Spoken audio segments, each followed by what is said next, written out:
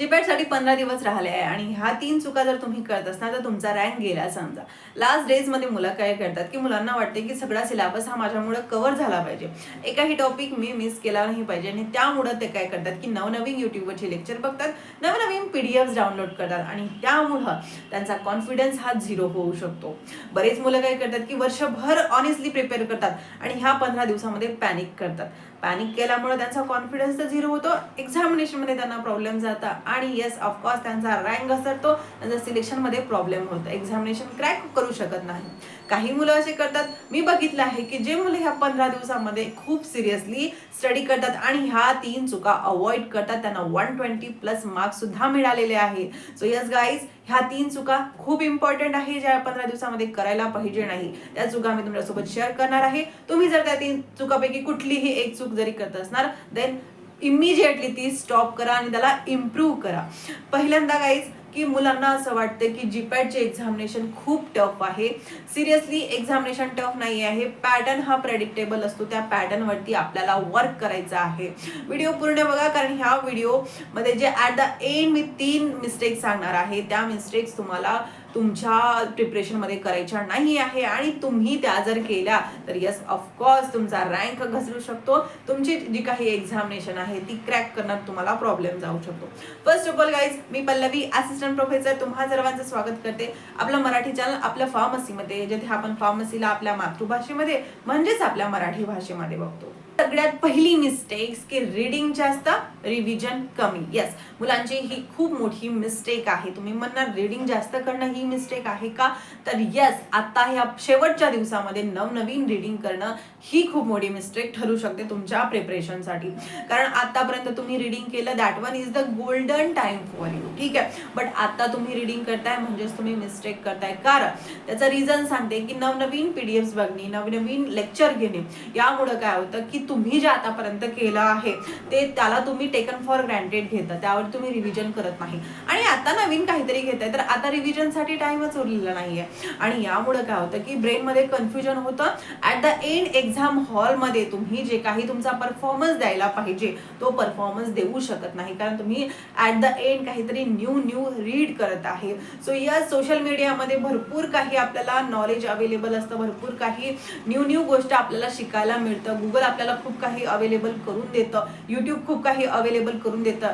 But आता ही वेळ नाही आहे त्या सगळ्या गोष्टीला रीड करायचं. मुलांना वाटतंय की एकही टॉपिक मी मिस करायला पाहिजे नाही, म्हणून ते प्रत्येक नवनवीन गोष्ट, कोणी म्हटलं की हा टॉपिक इम्पॉर्टंट आहे त्याला रीड करणार, कोणी म्हटलं हा टॉपिक जास्त इम्पॉर्टंट आहे तो त्याला रीड करणार. बट रीडिंग करण्याच्या नादामध्ये रिव्हिजन करणं आपण विसरतो आणि यस, जितक्या तुम्ही रिव्हिजन करणार आहे सिंगल टॉपिकसाठी तितकं जास्त युजफुल राहणार आहे तुमच्या एक्झामिनेशनसाठी. सो रीडिंग कमी करायचं आहे आणि जास्त प्रमाणात तुम्हाला रिव्हिजन करायची आहे. ही खूप मोठी मिस्टेक आहे. का सांगताय मी तुम्हाला, त्याचा रिझन सुद्धा देते, फक्त चुका सांगणार आहे का तर नाही, रिझन सुद्धा देणार आहे. तर येस, तुम्ही जे आतापर्यंत तुम्ही रीड केला आहे, फॉर एक्झाम्पल 6 महिन्यापासून प्रिपरेशन करत आहे, वर्षभरापासून किंवा 2 महिन्यापासून जरी प्रिपरेशन करत असता तर त्याला 100% कन्सिडर करा.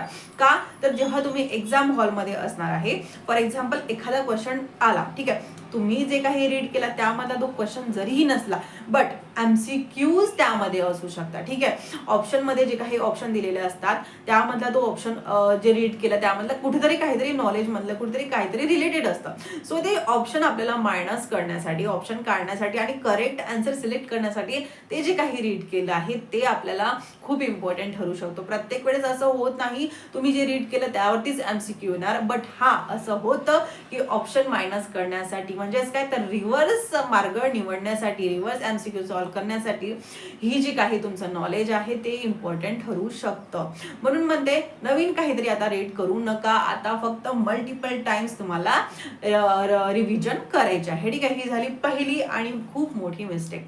सेकंड मिस्टेक काय आहे तर खूप मुलं ही मिस्टेक करतात की प्रिव्हियस इयर क्वेश्चनला इग्नोर करतात. ठीक आहे, मुलांना माहिती आहे की MCQ सॉल्व्ह करायचे आहे, बट MCQ सॉल्व्ह करायची एक पद्धत असते.